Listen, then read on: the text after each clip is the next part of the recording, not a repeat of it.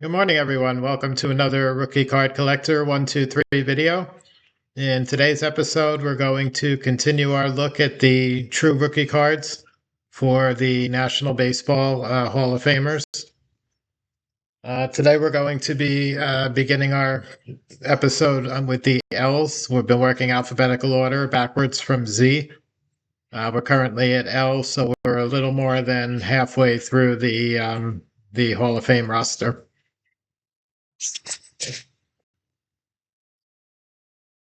So, first one we're going to take a look at today is a very interesting copy. This one is not one of the traditional Topps or Bowman rookies. So, this is going to be Bob Lemon, who was the famous 300 game winning pitcher for the Cleveland Indians. Pitched during the 40s, 50s. Began his career with the Washington Senators, but would pitch primarily with Cleveland for the majority of his career. Lemon's True Rookie is the 1948 Safety card. This was a set that contained sort of line drawing images of ball players. It was in conjunction with some type of police series. In today's world, it would be considered a police set.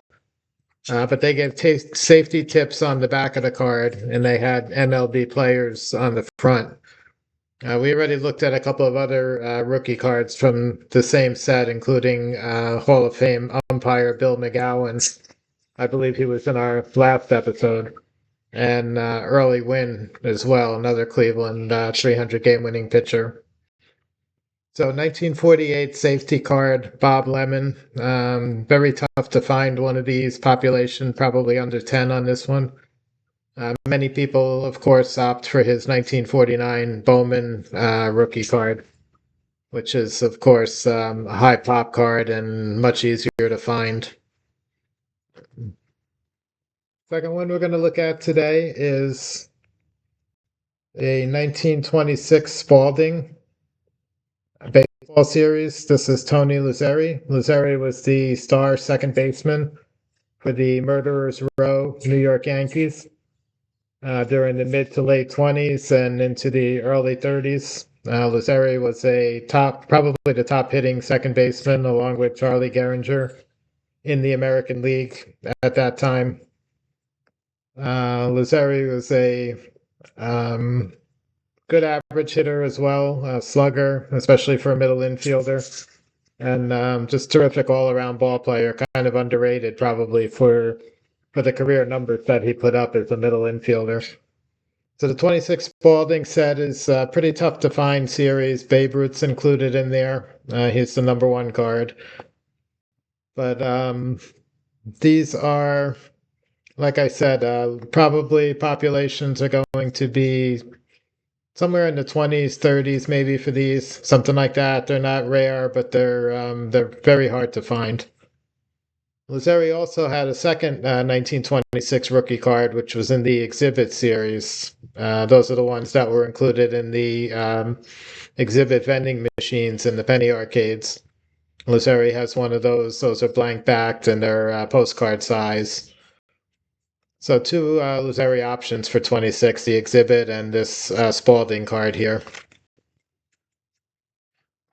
Okay, next one up we're going to see is Tom Lasorda. This one probably looks familiar to just about everybody. This is a mainstream 1954 Topps card. Lasorda came up to the Brooklyn Dodgers as a left-handed pitcher.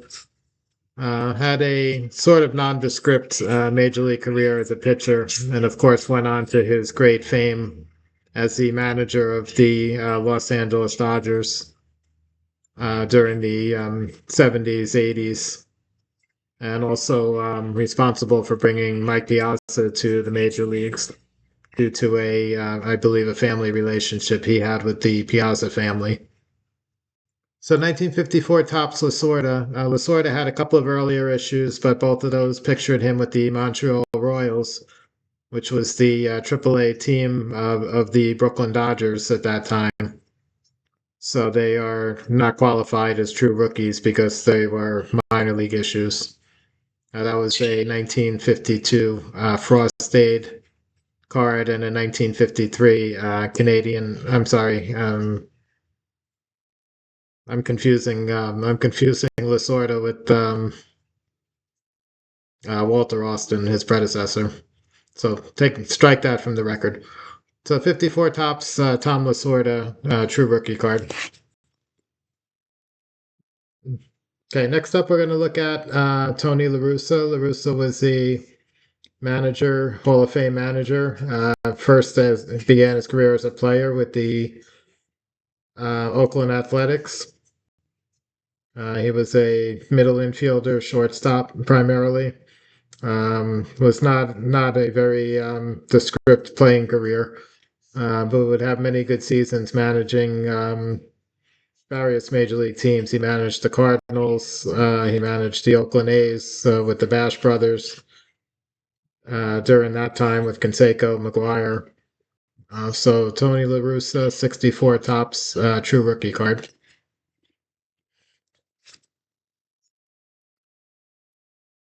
Okay, next one up is going to be Barry Larkin. This is one of the more modern cards.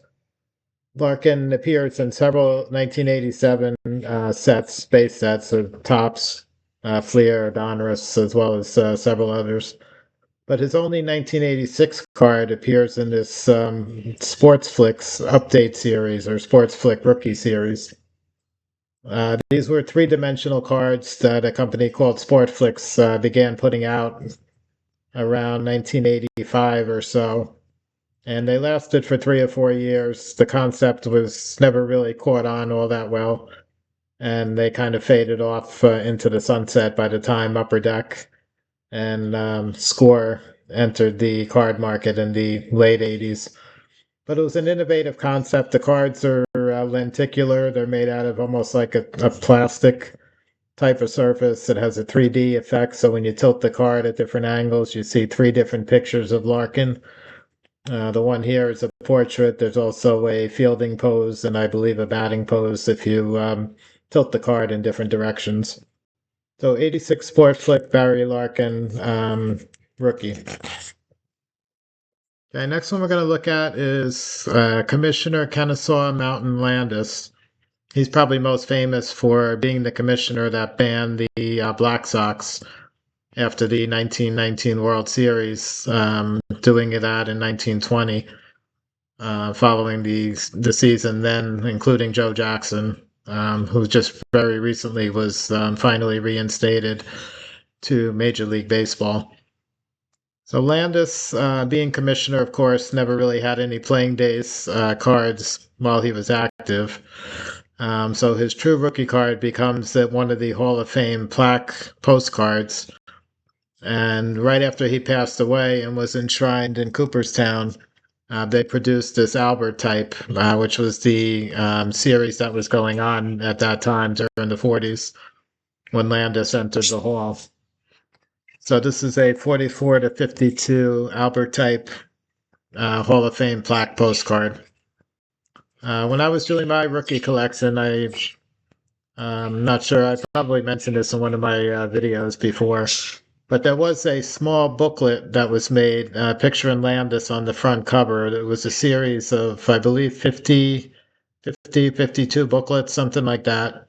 And they were not all sports figures. They were called Men of America, and they had a lot of famous Americans. George Washington was in there. Abraham Lincoln was in there. There was a couple of other sports figures. Rogers Hornsby was in there.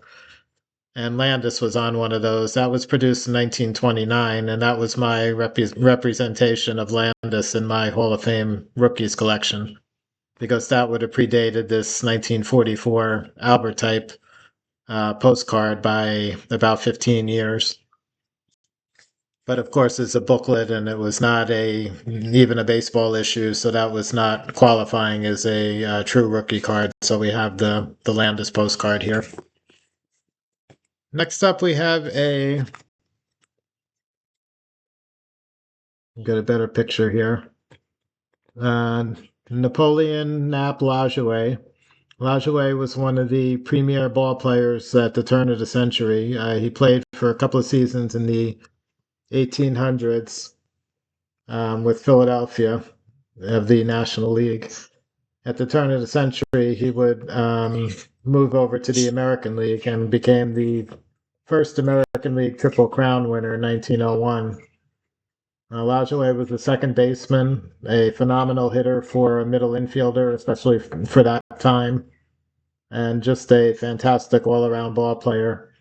The second half of his career, he became a player manager for the Cleveland American League Club. The team would actually be renamed the Cleveland Naps in Lajoie's honor.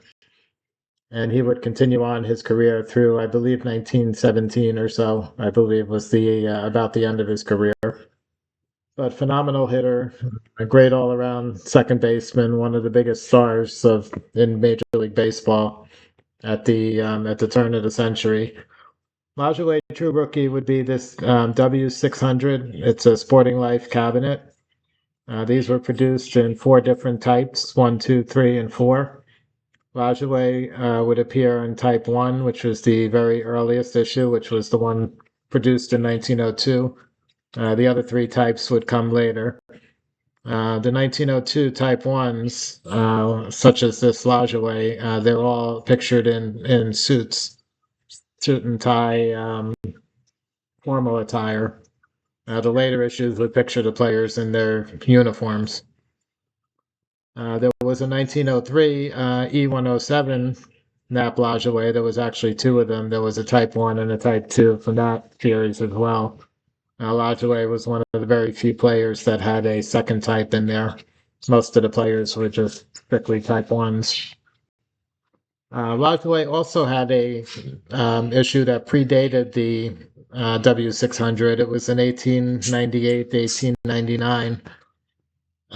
National Copper Plate. It was a big, oversized supplement or premium from that time. It had a total of 50 players in there, and it more or less matched the Sporting News supplements that were produced in 1899 and 1900, cataloged as M101-1s. So Lajoie did have one of those, but much bigger than card size and not qualifying for true rookie card status because of the fact that it was not a card; it was an oversized paper premium. And the last one on this page is going to be former MLB Commissioner Bowie Kuhn. This is picturing him in 1969. It's a cartoon drawing with Kuhn's face superimposed there with a crown on his head, commemorating his appointment as MLB Commissioner. This was actually put out by Topps. It was just a single card, not really a set because it's only one card, but sort of a congratulatory issue that Topps put out, very limited production run. I believe these were issued with some sort of a banquet dinner in Kuhn's honor, as almost all the cards out there that I've ever seen are usually autographed. So people probably got them at the dinner, had Kuhn sign them, and that accounts for the reason why the majority of these are signed by Kuhn. I used to have one. My copy was signed by Kuhn, and that would be Bowie Kuhn, True Rookie card.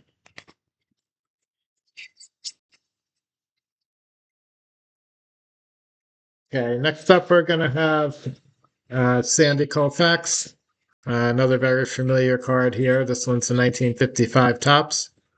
Koufax was possibly the most dominant, excuse me, left-handed pitcher in Major League Baseball history, at least for a 5 or 6 year peak time frame.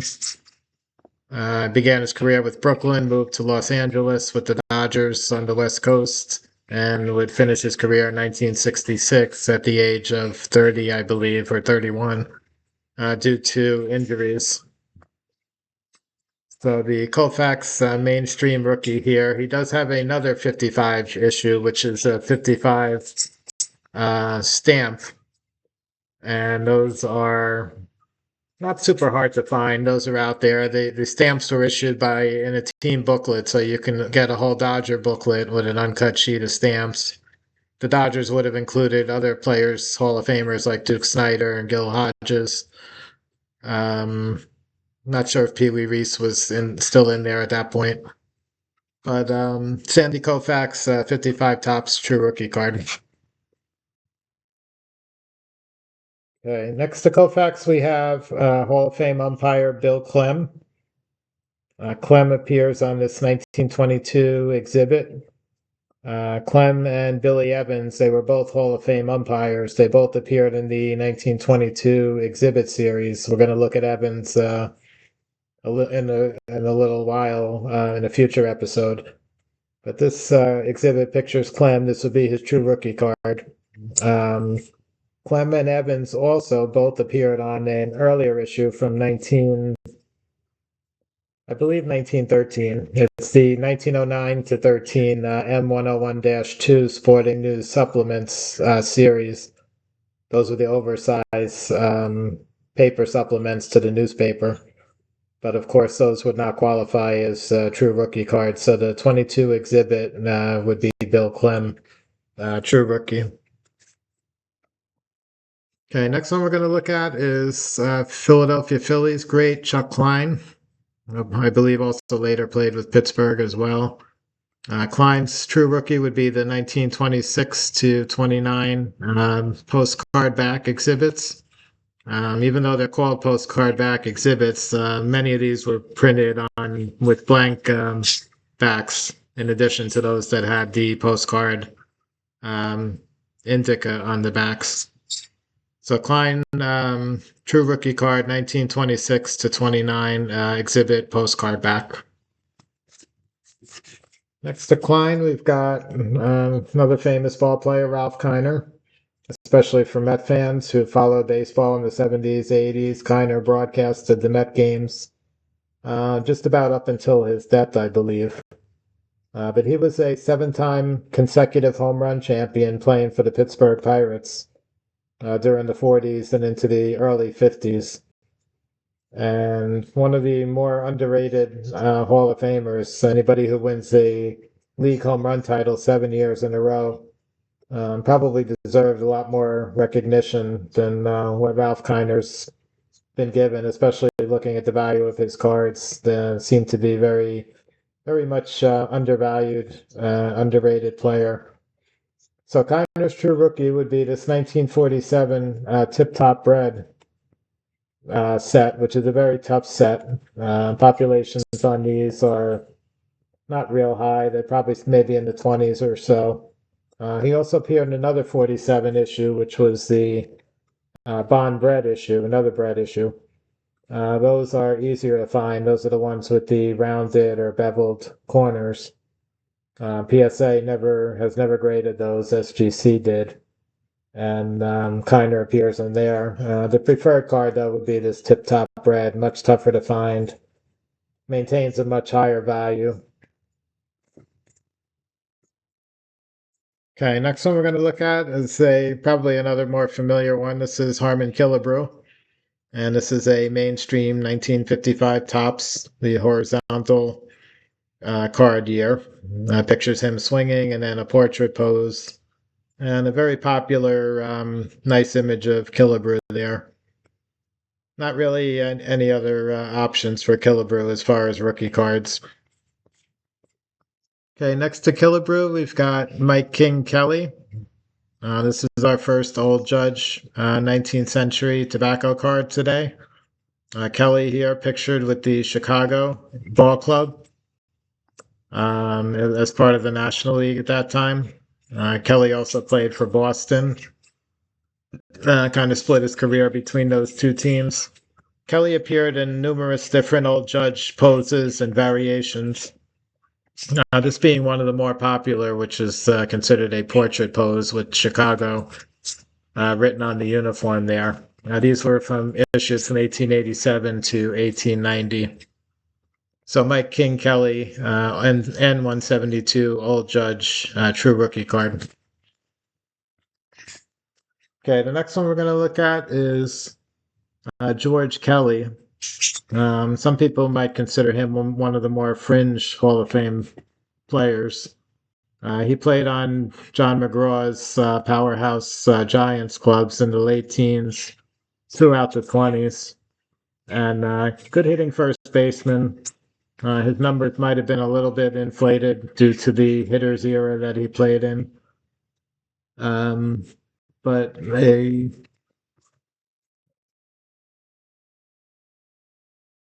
W520. This is one of the strip cards from the early 1920s, and that is the true rookie for George Kelly. This one was trimmed a little close and doesn't have any borders there, so that would mean this probably would receive an authentic grade. The strip cards without borders typically end up there with the borders still attached surrounding the image. They usually qualify for numerical grades then. And the last one we're going to look at today is, see if we can get it to focus a little better here. That's a little better. Joe Kelly. Joe Kelly was another turn of the century player. He began his career with the Baltimore National League Club during the 1890s, part of the team that won pennants in 94, 95, and 96, one of the early dynasties in professional baseball. Kelly was an outfielder, I believe left fielder primarily. And his true rookie card appears in the 1902 to 11 W600 Sporting Life series. Again, these are the cabinet cards. This one again is also a type 1, the earliest issue. Kelly's dressed in formal attire there, and would be his earliest rookie card. Kelly would appear. There is a 1894 issue that has Kelly in it, but there's only one known to exist. It was the 1894 Alpha photo engraving. It was a Baltimore Orioles team series put out by this Alpha photo engraving company. And to the best of my knowledge, only one card exists for all the Baltimore players in that set. One player who's never been discovered from that time frame, who most likely would have been imprinted in there, was Wee Willie Keeler, as he was a top hitter already at that point in 1894. So Joe Kelly, true rookie, W600, 1902 to 1911. So that's going to wrap up today's episode for the True Rookie Card review for the National Baseball Hall of Famers. Hope you got some interesting information, saw some pictures maybe you haven't seen before. I hope you liked the video. Have a great day, and I'll catch you guys again on the next one.